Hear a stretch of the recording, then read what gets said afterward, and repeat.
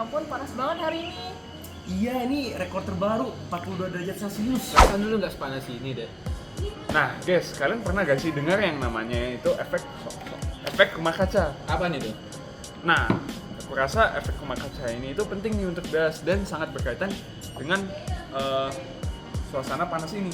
Nah, menariknya banyak nih yang belum tahu kalau efek rumah kaca itu sebenarnya proses alami yang bumi kita alami. Nah, setuju banget Dewo. Saya sering nemuin misconception tentang ini. Tahu nggak, tanpa rumah kaca, suhu bumi itu bisa mencapai minus 19 derajat. Tapi, berkat efek ini, suhu di bumi itu bisa mencapai rata-rata 15 derajat Celcius, yang merupakan suhu yang nyaman. Wah, menarik tuh Fer. Tapi gue penasaran, gimana sih bumi sekarang ini punya atmosfer yang bagus? Nah, ini cerita yang menarik. Jadi, sekitar 4,6 miliar tahun yang lalu, atmosfer bumi itu cuma punya dua unsur, yaitu hidrogen sama helium, yang merupakan dua gas paling banyak di alam semesta. Terus, ada lanjutannya tuh, yaitu proses yang namanya outgassing. Outgassing? Oh, itu yang bikin komposisi atmosfer di bumi berubah ya kalau aku nggak salah. Nah, bener banget tuh. Outgassing itu merupakan proses keluarnya gas dari dalam bumi. Yang keluar itu tuh bisa macem-macem. Misalnya nih, ada uap air yang nantinya bakal jadi hujan, terus bikin sungai dan lautan. Ada juga karbon dioksida, nitrogen, dan lain-lain. Nah, gue bisa tambahin nih. Sekarang kita punya beberapa gas utama. Uap air tuh yang paling banyak. Terus karbon dioksida, terus metana, selanjutnya ada nitrous oxide, selanjutnya ada ozon, dan yang terakhir itu ada CFC. Nah, jumlahnya ini berubah sangat drastis semenjak revolusi industri. Bisa lebih detail gitu nggak, Fi? Soalnya ya, aku kan sebagai peneliti lingkungan, aku tuh kayak sharing ditanya gitu loh tentang soal perubahan ini. Itu kira-kira detailnya gimana ya? Tentu. Nih ya, karbon dioksida naik dari 278.000 parts per billion di masa pra-industri menjadi 390.000 parts per billion pada tahun 2011. Nah, kalau metana, dia itu dari 722 parts per billion menjadi 1.750 parts per billion. Untuk nitrous oxide, dia itu naik dari 271 menjadi 324 parts per billion. Nah, yang terakhir nih ada CFC. Dia itu awalnya kagak ada, Rik.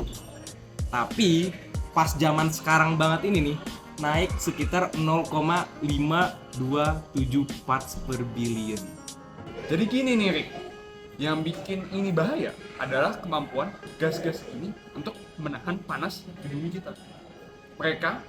Gas-gas ini itu ngebikin atmosfer kita kayak selimut yang makin tebal. Alhasil, panas-panas yang masuk ke bumi itu ditahan sama gas-gas ini dan sulit untuk keluar. Alhasil, temperatur bumi makin panas. Iya juga ya, Boy ya. Tapi dipikir-pikir itu efeknya udah mulai kelihatan juga ya. Jadi itu ada yang namanya positive feedback loops gitu. Nah, contohnya itu di kutub utara, itu kan esnya kan sekarang ini kan lagi mencair kan. Nah, es yang mencairnya itu bikin permukaan yang dipantulkan sinar matahari itu jadi berkurang. Nah, alhasil bumi itu makin panas.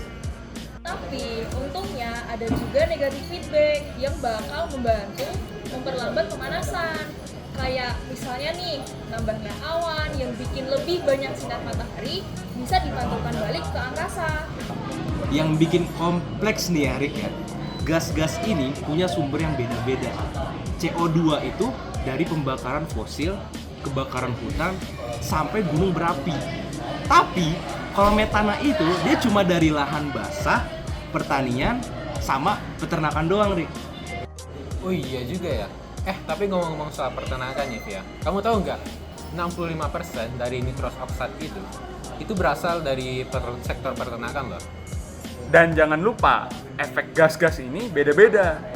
Metana misalnya, dia itu 25 kali lebih kuat daripada karbon dioksida dalam hal menahan panas.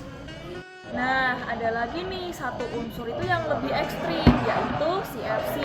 Nah, satu molekul CFC ini bisa merusak 10.000 molekul ozon.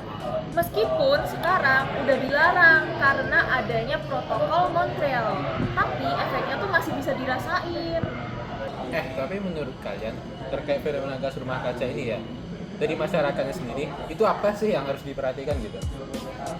Kalau dari saya sih, penting untuk dipahami kalau efek rumah kaca itu proses alami yang esensial.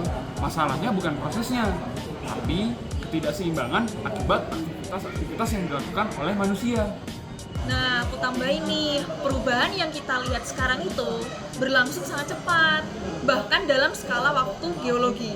Yang biasanya butuh jutaan tahun prosesnya, sekarang terjadi dalam ratusan tahun aja.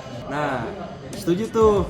Dan yang penting itu kita paham sumbernya biar kita bisa dapat solusinya. Setiap sektor punya peran dalam pengurangan emisi. Nah, bener banget tuh. Dan yang paling sering aku tekankan itu ya, perubahan sekecil apapun, itu tuh penting gitu loh. Soalnya kayak ada pepatah, sedikit demi sedikit lama-lama jadi bukit. Nah, dari usaha yang kecil itu ya efek kumulatifnya itu bisa signifikan loh. Kayaknya kita udah bahas hal banyak nih, kira-kira ada yang mau nambahin nggak? Saya rasa diskusi kita sudah cukup komprehensif. Yang penting sekarang adalah gimana nyebarin informasi ini ke masyarakat yang luas. Nah, bener juga tuh. Semakin banyak yang kita pahami, semakin besar juga kemungkinan kita untuk mengatasi masalah ini.